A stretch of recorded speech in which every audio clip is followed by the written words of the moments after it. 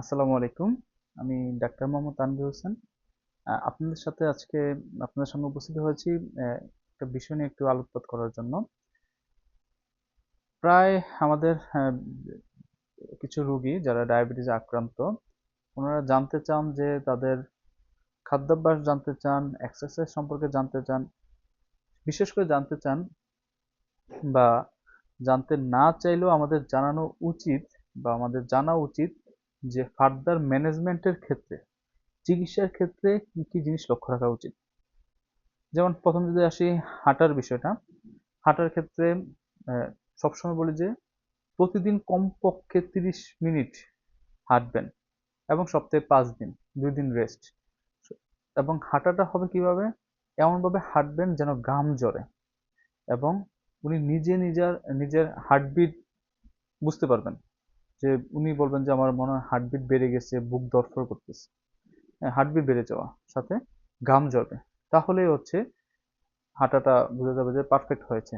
এবং হাঁটতে হবে অবশ্যই সমতলে। এই যে আমি সিঁড়ি বেয়ে হাঁটলাম, আমি তো সারাদিন বাসায় কাজ করি, অনেকে বলে আমি সারাদিন বাসায় কাজ করি, রান্না করি, এটা করি সেটা করি, আমার তো অনেক পরিশ্রম করা হয়, আমি বাসার 2 তলা থেকে 3 তলা যাই, 3 তলা থেকে 4 তলা যাই, আমি সিঁড়ি দিয়ে ছাদে উঠি। এগুলা না, যে আমি সমতলে হাঁটবো, 30 মিনিট কমপক্ষে হাঁটবো, তাহলে হচ্ছে আমার হাঁটাটা কমপ্লিট হবে। আর একটা বিষয় যেটা আলোচনা করবো, যে আমাদের ডায়াবেটিক পেশেন্টের ফার্দার ম্যানেজমেন্টটা ক্ষেত্রে আমরা কি করব। আহ, আমাদের ডায়াবেটিকের কিছু কমপ্লিকেশন হয়, সেই কমপ্লিকেশনগুলো আমরা দুটো ভাগে ভাগ করি, মাইক্রোভাস্কুলার এবং ম্যাক্রোভাস্কুলার কমপ্লিকেশন। সাধারণত মাইক্রোভাস্কুলার কমপ্লিকেশনগুলোর মধ্যে দেখা যায় diabetic retinopathy, diabetic nephropathy, diabetic neuropathy, এইসব জিনিস হয়ে থাকে। তো ডায়াবেটিক রেটিনোপ্যাথির ক্ষেত্রে একজন পেশেন্টের ব্লাইন্ডনেস, মানে ওনার চোখের দৃষ্টি ক্ষমতা আস্তে আস্তে কমা শুরু করে। দেখা যায় যিনি চশমা পড়তেন না, এখন চশমা লাগতেছে। যিনি হচ্ছে আগে চশমা পড়তেন, এখন চশমার পাওয়ার আস্তে আস্তে বাড়ানো লাগতেছে। বারবার হচ্ছে চোখে ডাকতেছে, জ্বর লাগতেছে। তো সেইগুলো হচ্ছে আনকন্ট্রোল ডায়াবেটিসের একটা লক্ষণ। তো ডায়াবেটিস সবসময় কন্ট্রোল রাখতে হবে এবং সবসময় নিয়মিত চোখের ডাক্তারের কাছে যে চোখ পরীক্ষা করতে হবে, যে ওনার চোখে কোনো সমস্যা শুরু হইলো কিনা, এবং সেই অনুযায়ী প্রিভেন্টিভ মেজার যা নেওয়ার নিতে হবে। আরেকটা হচ্ছে কিডনি সমস্যা হয়, সেই জন্য প্রতি 3 থেকে 6 মাস অন্তর অন্তর সিরাম ক্রিয়েটিন করা উচিত। কিডনি পরীক্ষা, কিডনি পয়েন্ট দেখা যেটাকে আমরা বলি, যে তার কিডনির কন্ডিশন কেমন। সাথে ইজিএফ এর একটা পরীক্ষা করা যায়, সেটা দিয়ে হচ্ছে খুব সহজে বোঝা যায় ওনার কিডনির কন্ডিশন। আর তো হচ্ছে দেখা যায় পেরিফেরি হাত পা যেগুলো আছে, হাত পাতে উনি টিংলিং, নামনেস সেন্সেশন, মানে বুট পায় না, মনে হচ্ছে পিন দিয়ে খুঁচাচ্ছে, ব্যথা, এগুলো থাকে। তো এইগুলো কিন্তু আনকন্ট্রোল ডায়াবেটিস একটা লক্ষণ।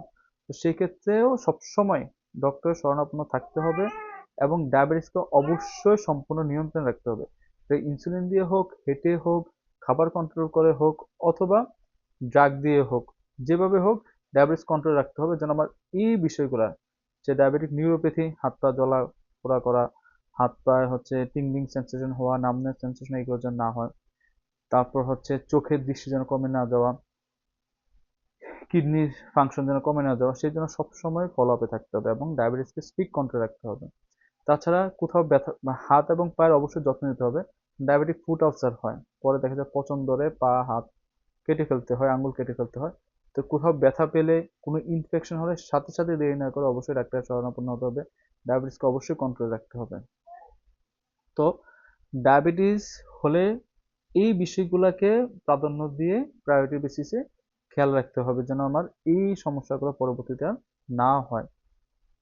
আম, আমাদের তাহলে আমরা আজকের টপিকে এতটুকুই জানলাম, যে আমি ফার্দার কি কি করব, কি কি আহ, বিষয় খেয়াল রাখবো, এবং আমার ডায়াবেটিক ম্যানেজমেন্টটা যেন স্ট্রিক্টলি কন্ট্রোল থাকে, সেটা দিকে খেয়াল রাখবো। ঠিক আছে, তাহলে সবাই ভালো থাকবেন, সুস্থ থাকবেন। পরবর্তীতে আরো সুন্দর সুন্দর ভিডিও নিয়ে আপনাদের সামনে হাজির হব। আসসালামু আলাইকুম।